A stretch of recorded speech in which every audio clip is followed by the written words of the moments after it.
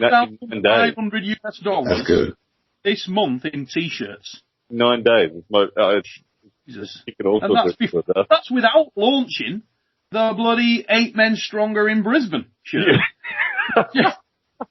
Which you honestly, at least 8 Men Stronger in Brisbane shirt, absolute winner, son. You want to get that out there.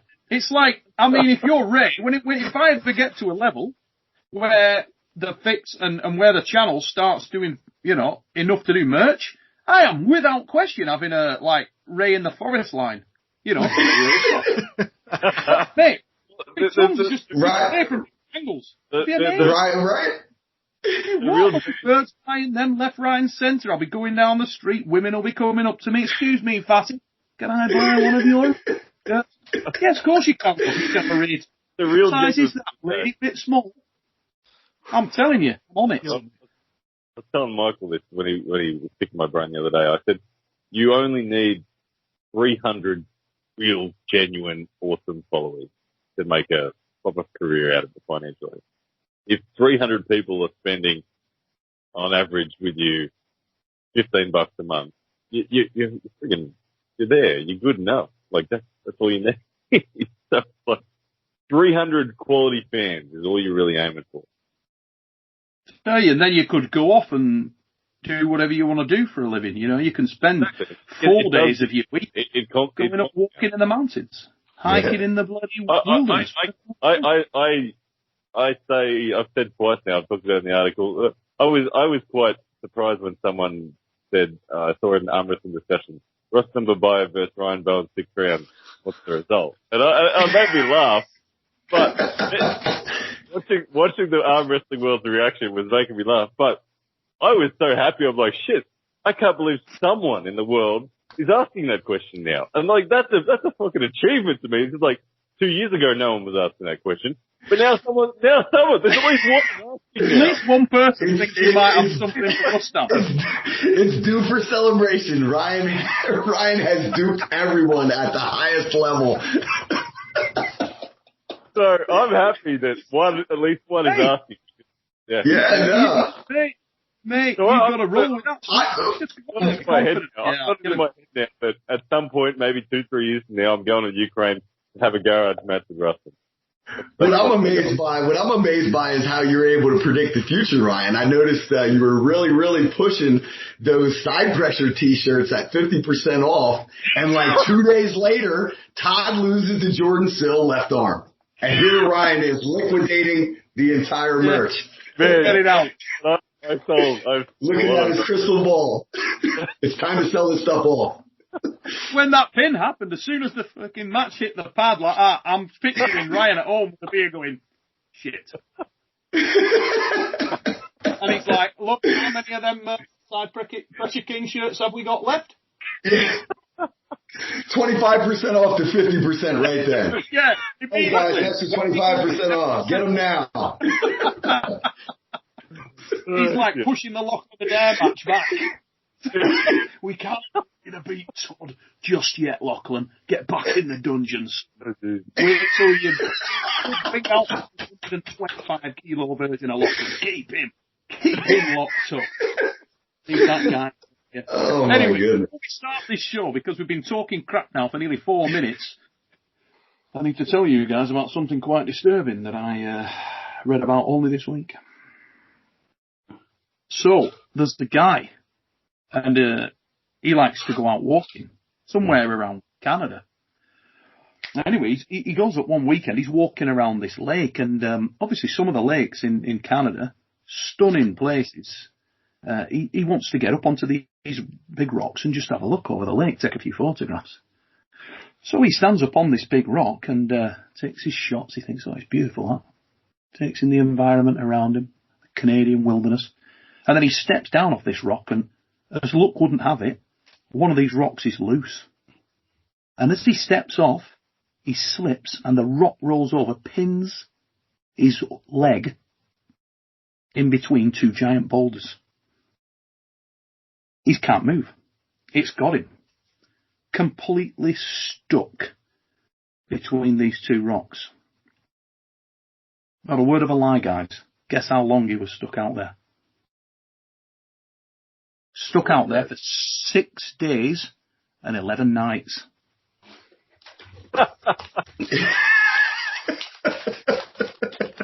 Anyway, his ages, he was out there. He would have died, lads. But for the fact that with his camera in the backpack, he had Western Survivor, bacon bits, and hot beef jerky, which happens to be the greatest beef jerky of all time.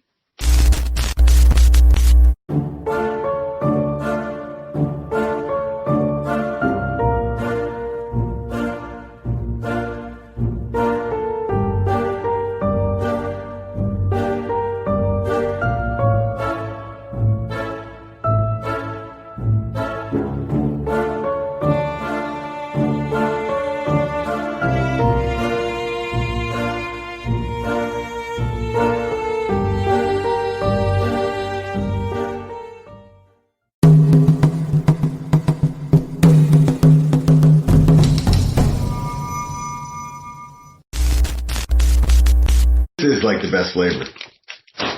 Really good, isn't it? Yeah, I'm holding on to it. I have a crack in my tooth. This jerky, I love it, but damn, it gets stuck in that crack. I just can't stop doing it. Yeah. The amount of forcing that I'm doing. Right, so I am like working hard. I don't know whether you noticed. I was working hard then to promote Western Survivor. Don't be telling me about it getting stuck in cracks in your fucking teeth. What are you doing? Oh, that's the nature of the beast, man. That's the nature of the beast. That's how good it is that I keep on going back despite getting stuck every time. I still do it. It's that good.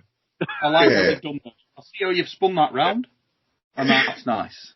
Now we're gonna start the show. I'll just check in with my technical director. 42. Show 42. Ladies and gentlemen, welcome to The Fix.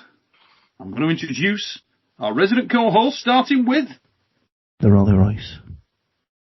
Hey. Raimonds Liepins in the house, and the man with the finest haircut in the world of professional sports, period.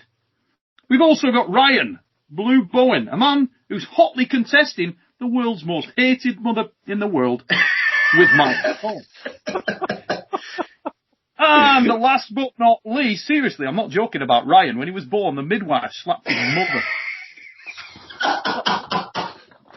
Last but not least, we've got Paul Linn, ladies and gentlemen, in the mother fluffing house, all the way from the United States of America.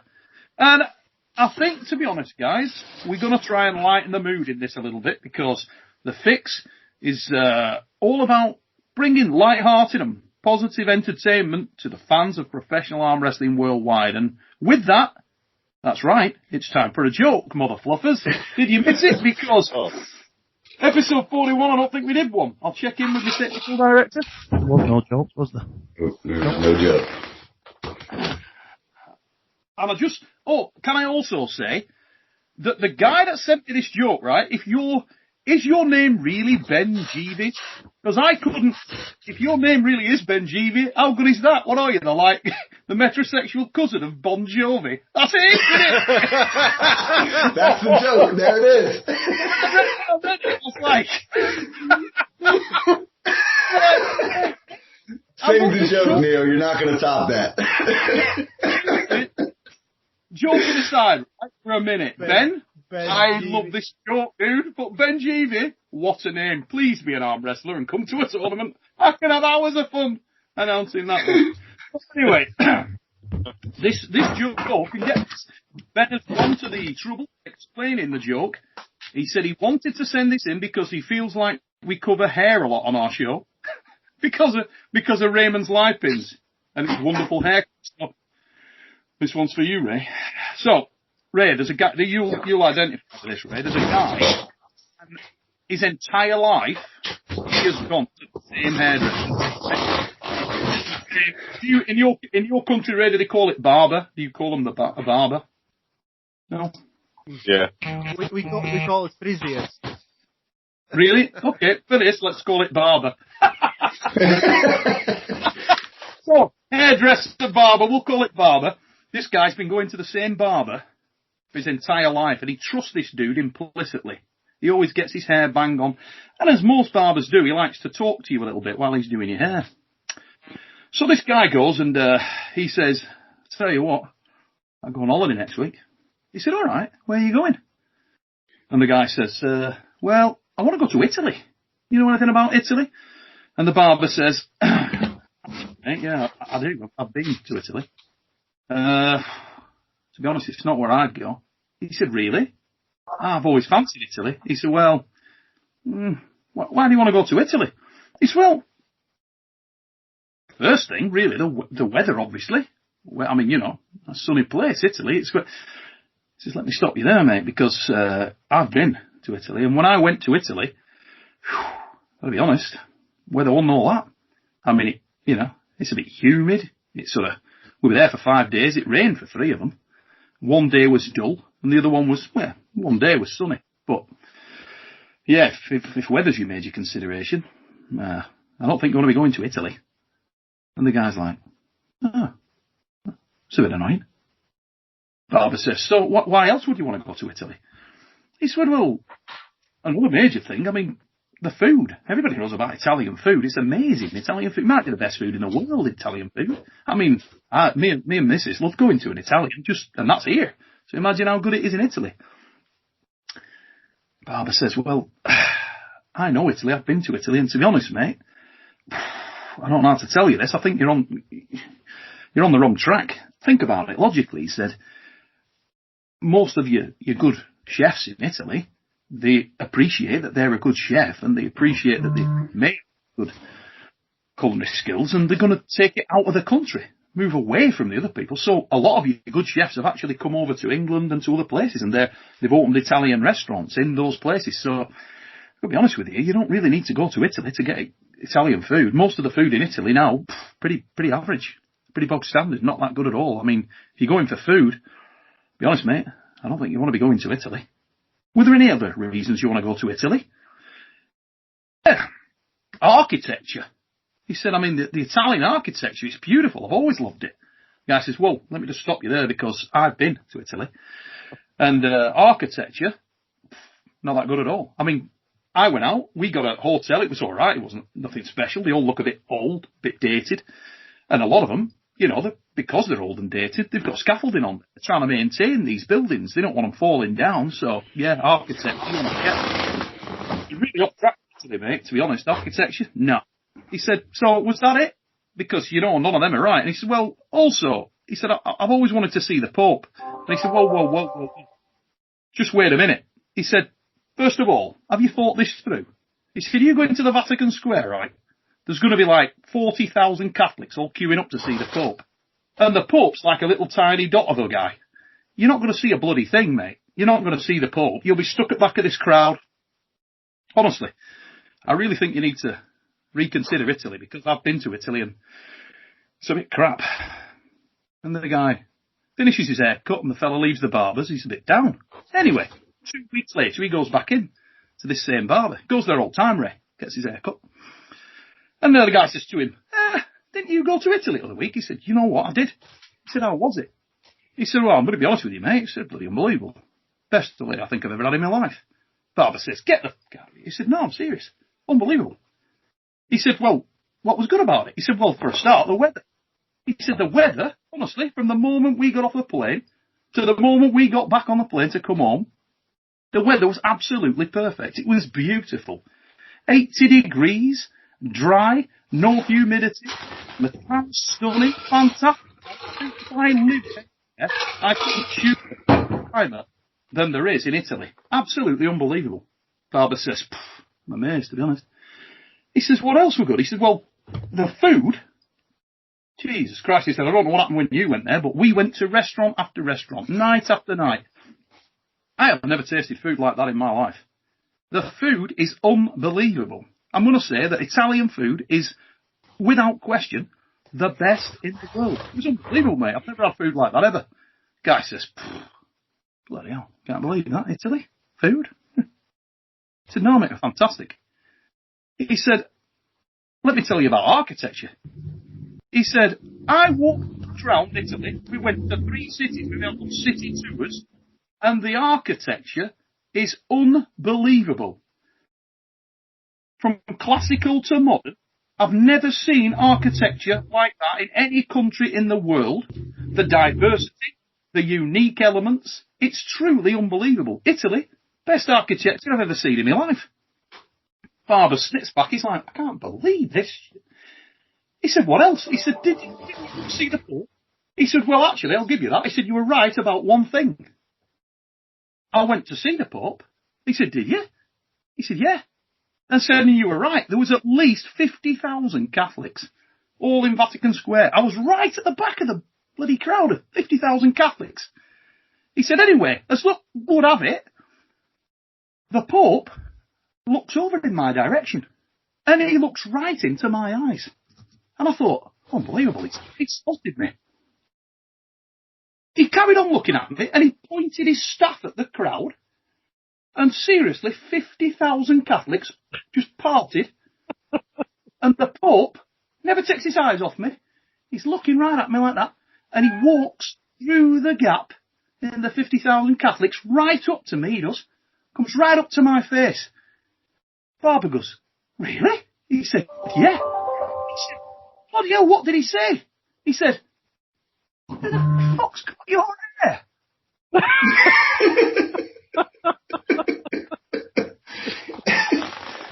Oh, dude. Ladies and gentlemen, that was brought to you by Ben Jeevy. And Ben, I'm not taking the mick out of Ben Jeevy's hair because I love that guy. Oh my goodness. What do you think, Ray? Come on. No? It was good. Yeah. I just don't know why you torture us so much all the time. I've said it before. I laugh as I feel Neil getting closer to the punchline. I start to laugh. I'm worried I'm not going to get it, or I'm worried it's going to go over my head. All you're thinking in your head, Ryan, what it is, mate, you've been overcome by negativity. That's what it is. Because so many people have been negative to you online, you're thinking, yeah. Oh God, the punchline's coming. How am I going to pretend to laugh? It's bound to be Anyway. Imagine we are laughing and Ryan is not laughing. All you need to do, the Pope asked him who could cut his hair. I love that gag. Thanks, Ben. You're the king.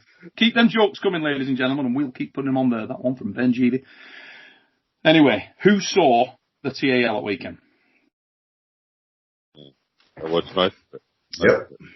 What was your outstanding moments? The fact that Cody Merritt broke his radius in the second match against Robbie Topi and still won the match. It's a terrible injury, and from what I'm understanding, it's worse than the humerus. And obviously, Cody's looking at potentially. I know spoke to him a little bit, and he's saying that he might have to be sidelined for the foreseeable future, potentially forever because of this injury, which is horrible. But I'll tell you what, I don't think I've ever. I think both him and Robbie acknowledged the break when it happened. Like Robbie felt the pop. He felt the pop. He continued the match and won it. It's about the most gutsy thing I've ever heard of. And it's not just a fracture. Like it's fragment. It's splintered. Like it. I think I've got the picture. I'll try and call it up and I'll show people. But yeah. I was aware of this. I wasn't aware of it too. Yeah, Cody Merritt is a savage beyond normal proportions. Tell me, lads, if you can see this, can you actually see the break in the bone? I mean, look at the separation of the fragments of bone. That's Cody Merritt's left arm, ladies and gentlemen. It broke where they'd already written past the tendon. So. The go, man. And he won that, and that was in the second round, the start of the second round. He won the match. I mean, have you ever heard anything like that in your life? Well, not only did he win the individual match that he was pulling in, but we have to understand he went and pulled another round and won the entire super match. And then ended up pressing through after he lost it. What position was he in when the break occurred? Because I've never seen that break before in arm wrestling. It was sort of like outside his shoulder a touch, and he'd lost a touch of wrist. Or he lost that wrist, I believe, when it broke. Maybe we get Cody on and ask him outright, but I'm going to give him some time because Cody, lovely guy, he's a lovely dude. He really is a nice guy. Loves his arm wrestling. Right. And what a blow. I mean, the man's just potentially his career high where he won the World Masters and Senior at WAF. He then goes into a super match like this against a serious competitor in Robbie. And for that to befall the blow, what a damn shame. Terrible. Yeah, so if you guys are watching, send a few words to the man upstairs for Cody because I know he's down right now. I truly believe that things like this are the first word a doctor is going to say is like you need to stop arm wrestling. I believe that he's going to find a way to come back as good as ever, but right now he probably needs a little bit of that support. So if it's any send a few words up. Cody, I had exactly those words to me from the surgeon the first time they did my joint work. And I've had 3 joint rebuilds. So, I did it. I came back too early. It went again, in a different area and they rebuilt it again. And on both occasions, the guys that were working on the arm said, you'll never arm wrestle again. As simple as that. You don't. And I was in tears. I was distraught, gutted, absolutely sick. And I'm not saying I ever got back to being strong, as strong as I was, but that was for various reasons, not just the damage. But I can, if I put my stall out to arm wrestle, I can arm wrestle. You know, so keep your spirits up, Cody. It's not necessarily over with, brother. Now the other thing was, let's talk about the white elephant in the room. Jordan Sill is not weak, and we are on topic. That was a big mother fluff right there. Yeah. Did you see the man's forearms? Yeah. Holy. Justin said over 240. Over 240. Forearms and he's always, let's be honest, he looks like he's built for the game, doesn't he? But my God, his forearms look massive. I know he had a wrist injury the past couple seasons at WAL that he was fighting with something in the upper part of his wrist. It's clearly healed up. Didn't look bad, did it? No. Did not look bad. The thrill. If you were Jordan, guys, where do you think he sits now? Do you think he stays big or would you come back down on middleweight? No, stay big. Yeah. I mean, I don't know Jordan that well. I'm just going off the track record, and with the cuts coming down to, I think Jordan's catch weight the past couple matches has been 210 and he's looked enormous when he comes off the cut. But clearly the output on the table seemed to be a little bit off after dropping that amount of weight. But when he walks into a tournament with no cut at all, those are the results, I think. Yeah, it was like you always get that guy who's a bit of a sleeper at a tournament. You know what I mean? The guy Travis said that version of Jordan, blows through Marcio, Ron, and Matt Mask at that weight. That's what Travis said that day. That day. That's what he said. And I know Travis can embellish and everything, but he was very adamant that version of Jordan beats those 3 guys. Did Trav pull him? Did he pull Jordan that day? I'm assuming they pulled afterwards or gripped up, or maybe he's just judging it off the energy and what he's seeing. But that was one of Travis's claims. Well, Travis has seen a lot of arm wrestlers. He knows arm wrestling. He's a very smart individual. If he's that impressed with him, whether or not you believe Travis to the word, that's obviously a bloody strong version of Jordan. And I'm buzzing for the guy, actually, because I really like Jordan. Good dude. Yeah. Really, really nice. He came over, pulled the arm wars a number of times, had him in Germany, pulled in Vegas. Always thought he's a guy with sleeper potential beyond belief, you know. He's kind of like my own little version of Lachlan Adair in Ryan's mind. So, yeah, I think I'll tell you what. that'd be an interesting match as well. Yeah, well, that was when CAL happened. I trained with Lachlan that day, and I asked him for it, and he's like, "Can I have a match with Jordan instead of Todd?" Like, I was thinking at the time, I was thinking that'd be bloody interesting. Yeah. Well, I think even a left-handed match. Jordan's left's really, really good, and that's Lachlan's top one, right? Yeah, that would be interesting, and I think they'd probably walk in at the same weight. There wouldn't be a weight disparity. Lachlan right now is 242 or something like that. So that's it. There it is. How tall is Lachlan? 6 foot. Yeah, so he's big, isn't he? He's thick. He's short for that weight. Weight. Yeah. Guys, I'm gonna have to drop off here. Sorry. Yeah. Listen, ladies and gents, we're gonna have to make apologies for Paul Linn. Unfortunately, he's got to get his ass to work. He's on the other side of the world. Well, we're all sort of in the evening. He's buggering off. Yeah, 5 in the morning. All right, going. I mean, that's commitment for you right there. Crazy. Paul Linn, ladies and gentlemen. We'll see you on the next fix, Paul. All right, guys. Take care. Bye. Now, look at that. Almost like an air of calm sets across as we go back to the original Fix 3. Have you got a new mic on there as well, dude? Is that a new mic? What are you talking about, Ray? What about Ray? Look at that. Is that a new one? No, the same. All right, it looks like I thought you'd spec'd up for it. When I saw Ryan come in the headset, I thought, Jesus, we've gone professional. Nice anti-pop screen though, mate. I got the pressure on me. This weekend. The Australian Armwrestling Federation has its first and only tournament of the year on, and they've asked me to take charge of the AV for the event to get it up onto a big screen and everything. And I'm like, I've got all this fancy equipment, and I said to Phil, the president, I said, dude, I got to admit, I'm nervous about this. I am not an AV guy. I have no idea what I'm doing. I own the equipment. I do not know how to use this. So. Didn't you have a match coming up though? Super match? Yeah, this weekend. Yeah, I've got a super match against Victorian ranked number 1 young guy Andy Lee, 105 kilos. Should be good. So is Andrew Lee related to Andrew Lee, the older Andrew Lee? There's 2 Andrew Lees. There's one L-E and one LEA. So no, not related. But he's 24 years old, 105 kilos. He's always been a bee's dick behind me. And it's always pissed him off that he hasn't been able to beat me yet. So what are you weighing now? 95. Okay, so you're quite big yourself at the moment for you, because that's quite big for you, isn't it? Yeah. And where's this kid sit in terms of the overall picture in Austin? Is he beating Jordan? He's in top 10. Yeah, he's in the top 10. He rounded out the top 10. He came in at 10. Jordan came in at 9. Jordan and him have gone 1-1 in the past.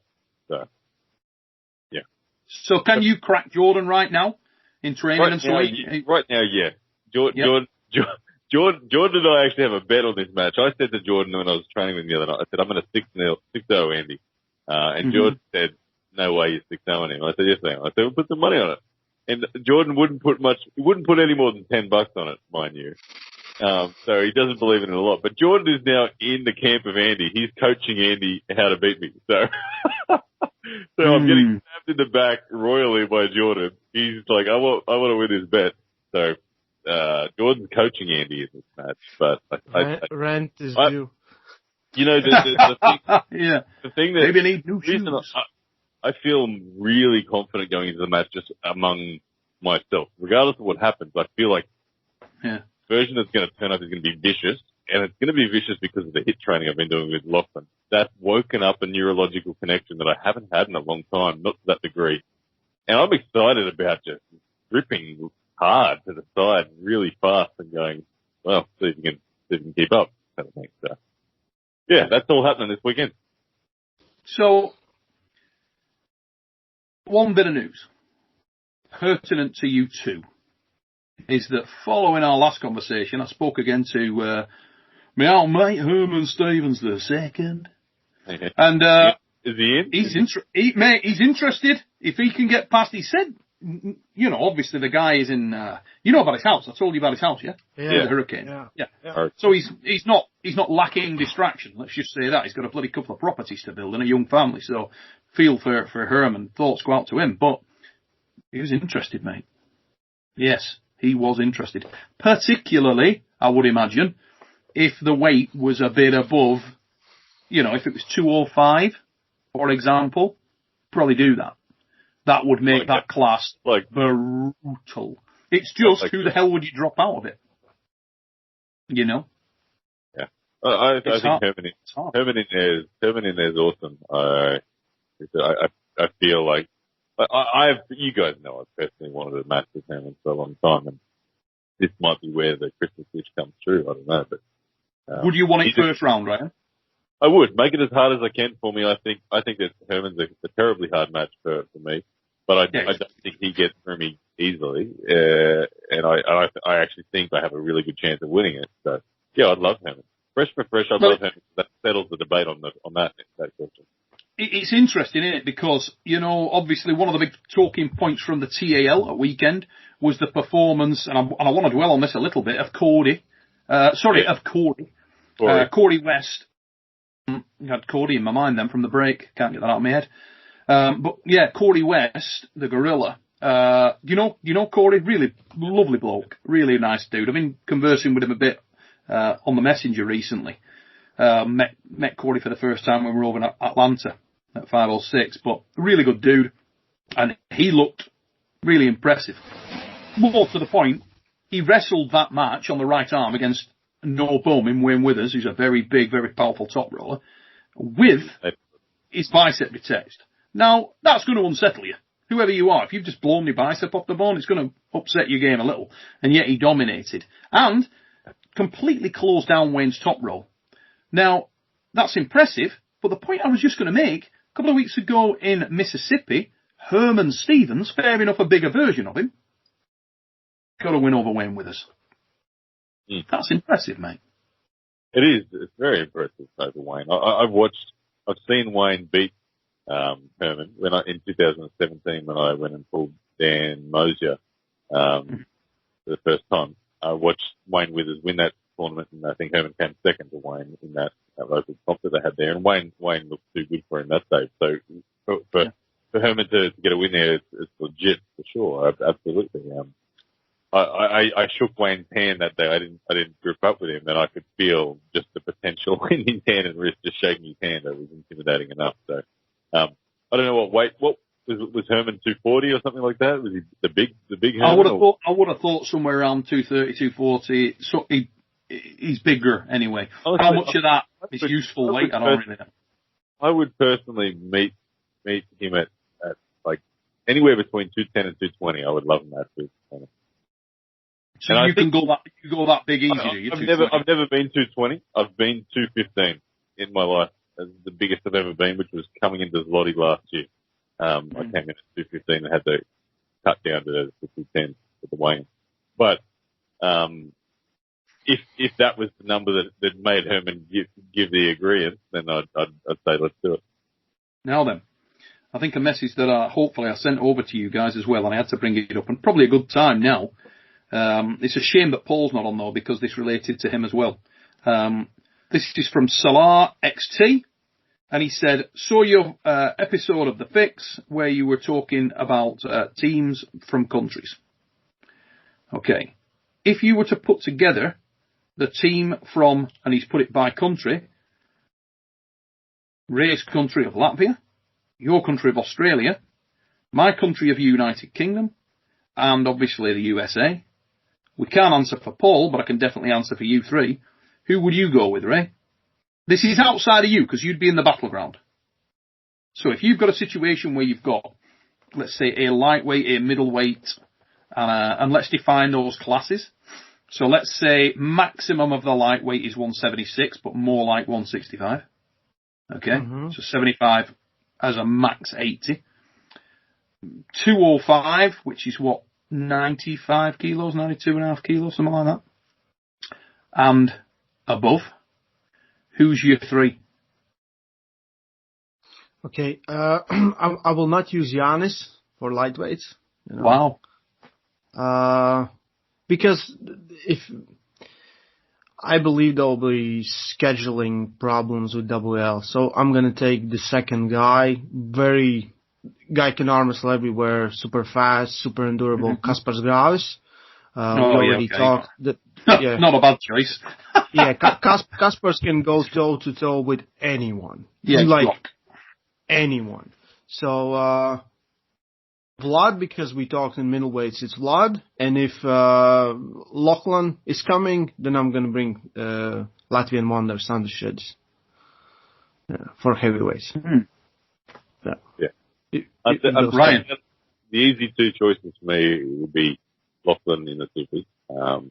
Jordan, depending on what Jordan's weight would be, Jordan right now is 86 kilos. He can, by his own admission, be 80 kilos for a tournament if he has to. And right now he's saying if Lottie was on right now, he would probably dehydrate down to 78 again because he thinks he can win it. Wow, he thinks he can win it. Holy schmook. So he's not shy of a bit of confidence at the moment then? Oh no, yeah. Like, well, he was a bee's dick away from being in the A draw final last Lottie. He actually beat Patrick Berg for all intents and purposes in the match before the A draw final, and Patrick just used the rules and crafted out a win. Credit to him. He picked his elbow up after losing his wrist and Jordan being in the dominant position. Got a restart, then Jordan took his wrist again, micro elbow fouled, and then in the third start, Patrick Berg got a pin. But had Jordan have finished the match, which he essentially did, he was then taking on another top roller in the A-Draw final. And Jordan loves taking on top rollers. He's really good against other top rollers. And he may have gone on and won that night had he have got through Patrick Berg, to be honest. He was that close. He got a great draw. He got all top rollers until. How do you see that match against Kaspars? Are you familiar with Kaspars? Do you think Jordan would start as favourite, or? Yeah, I mean, you know both, Ray. Right. How would you see that? Kaspars would be favourite. He's very explosive, can arm wrestle any position. He's just as strong as, he's top 6 in Latvia with his weight, and he's under Jānis all the time. Mm-hmm. And top roller, hooker, side pressure. What's his age? Everything. He's just he will pick whatever is needed to win. Yeah, he's one of the most explosive guys there is. So in nationals with left arm. So with left arm in nationals, he lost the final to my other guy Marat. And then he beat Maratz and almost everyone in overall. He had 7-8 victories in overall. So he can, if needed, he can turn it on. You know, he's very explosive.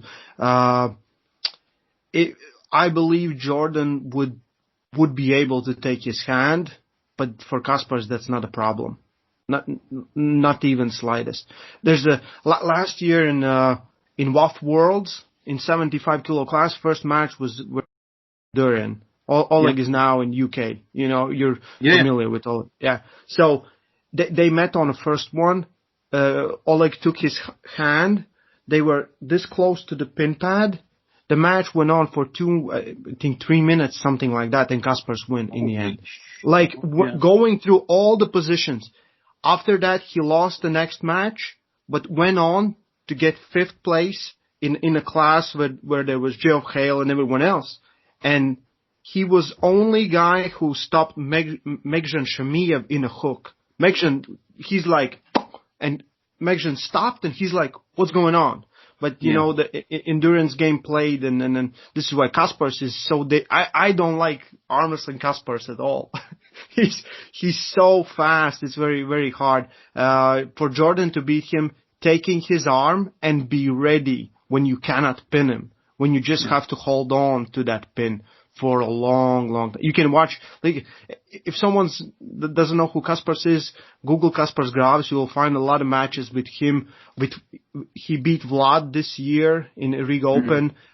He has victories on fouls on Jānis. Jānis has always problems in nationals, in recent competition with him. A lot of matches. For us, he's a giant killer. Yeah, he's Don't really, care. really, really solid. I mean, from the UK perspective, there's two options for me. It would either be the Birmingham Bullet, Craig Sanders, or it would be Tom the Machine Holland. Yeah, if Tom, you know. but all of them have to cut weight, in my opinion. Yeah. Tom, no. Except Tom, no. Yeah, Tom, no. Tom, I'm getting to 80. I wanted to see Jordan Easy and for Tom Tom. forever. Yeah. I really have. I'd love to see Jordan and Tom so much. I think it would be. I think it'd be a really good technical display. It'd be a fascinating match. They're so closely built. Yeah. How have you got Caspers and Tom? Because I actually think Tom could beat Caspers.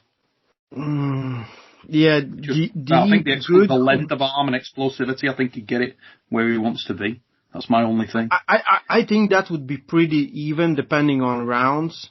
But I believe that Caspers is so unpredictable, so unpredictable that there's a lot of options for him. If he feels like one door is closing, he can open another one very easily. And all this year, getting ready, and Tom's the same way. If one door's yeah.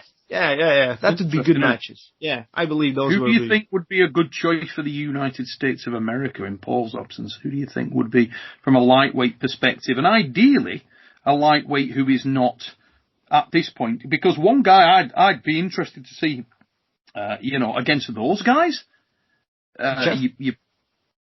Jeff. No, not so much Jeff, really, because of the World Arm Wrestling League commitments and so on. And he may be featuring in the final because I'm sure he'll be right in the mix next year. Like you said with Giannis. In some respects, it'd be nice to see one of the other guys get a shot at that. And I actually think that someone like Greg Gray would be really interesting. Yeah. Yeah. Because Greg has called out Jordan a couple of times on social media saying he would love to take on Jordan. I love his Instagram page. Mate, I love Greg Gray. I think he's absolute class. Yeah. I think Greg Gray's awesome. He's ace. Oh, but to have him there would be good. Yeah. For the event. Yeah. That would be solid. If you were looking at guys who were sort of super well-rounded and, dangerous arm wrestlers, you've got to be thinking someone like Corey Miller would be a handful as well. Always. Corey Miller's a bad mother fluffer. Yeah. And he can pull. I mean, that'd make an interesting 4-man bracket there in the lightweight division, wouldn't it? Just. Yeah, there could be some blood on the walls after that one. So let's move middleweight. Who've you got? The middleweight. Let's say up to, what are we saying? Weight what are we saying?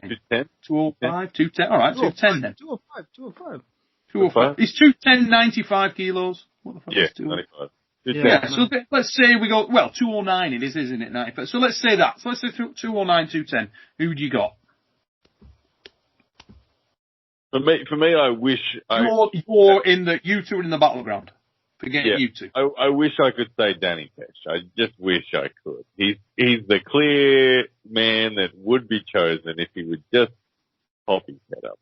But I can't say Danny Pesh because he's not active. So sorry, world, we don't get Danny. It would have to be honestly. It's Andy Lee. It's the guy I'm taking on in this match. Okay, young man. Yeah. Mm-hmm. Yeah. 24 years old. He actually, when I went to Lottie last year, Andy won the 90 kilos national championship, left and right. And Danny wasn't there, so he's always been one step behind Danny and myself, just by a shadow. I thought earlier on you were saying that he would only be top, with him being up, but you might have someone else if you're going for your top dude. But really. As a middleweight, everyone else in the top 10 is too heavy to get there. Would he be losing 10 kilos, would he, to come to that? He's about 105, you were saying?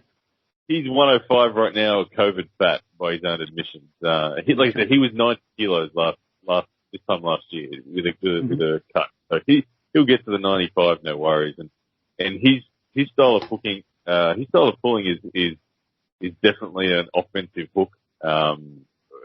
His entire club, the House of Pain down there in Victoria, there's not a top roller among them.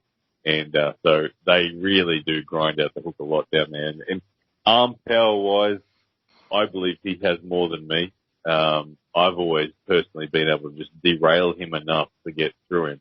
But how's his speed, Ryan? Because he'd need to have it to deal with somebody like Vlad the Destroyer, surely. Because Vlad's explosive top roll capabilities are...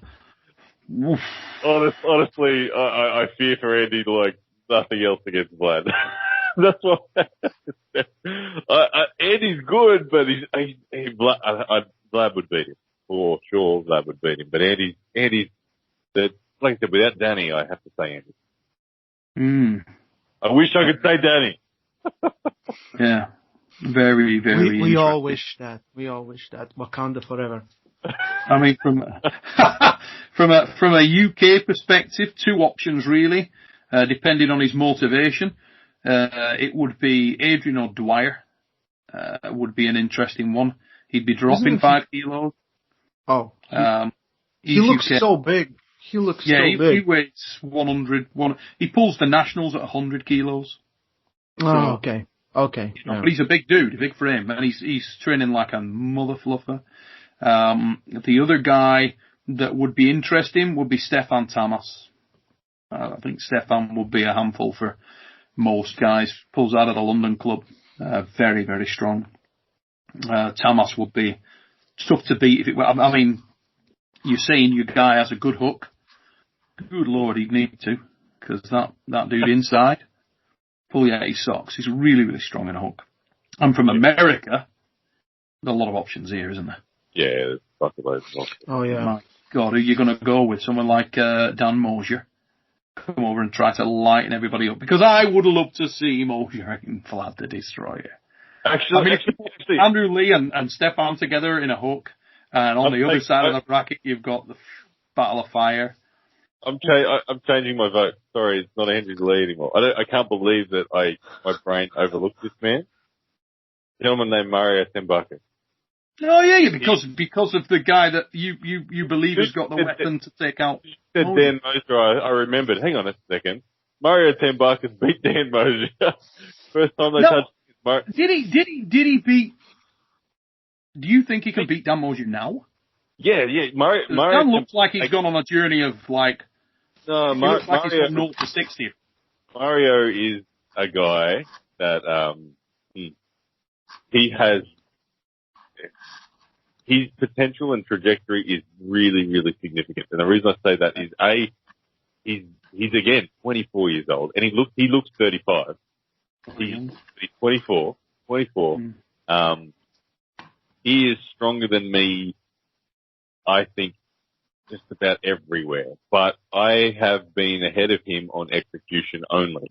I promise you he's stronger than me everywhere. Hands, wrist, arm, everything. Side pressure, shot, back pressure, all of it. I'm like, he terrifies me. He's one rank behind me on the overall. And we will have a super match very, very shortly. But Mario Tembaka, really intuitive arm wrestler. As I said, he took Dan's wrist, no dramas. Dan's wrist folded back against Mario. No worries at all. But that wasn't fresh. When was that, mate? That wasn't the fresh Dan. That wasn't the fresh Dan, but fresh Dan, it wasn't like there was Dan had flash pinned Brett Coots in the super match a couple of hours earlier. So yes, he had work on his arm, but Dan actually won the tournament that day, but I actually eliminated Mario. So Mario beat Dan, then I beat Mario, put him in the B draw, and Mario then lost to Lachlan in the B draw. Right. So Mario never got the chance to face Dan again. Dan actually went on and won the tournament, beating Lachlan in the final that day. But Mario just has a style and a well-roundedness. He is fast. He can pull. Mario's the guy. I love Andy Lee, but Andy's only strong in lane. Mario can face anyone. Anyone in the world at 95 kilos, and I'd be confident that man puts up a fight. Bloody hell. And heavyweights, we got Lachlan Adair is your guy, I believe. Who did we say from Latvia? Sound Shapes, Latvian Wonder. Oh, God, yeah. Oh, that's a serious one as well. I'd go with Kyle, probably. Kyle Hutchins. Yeah.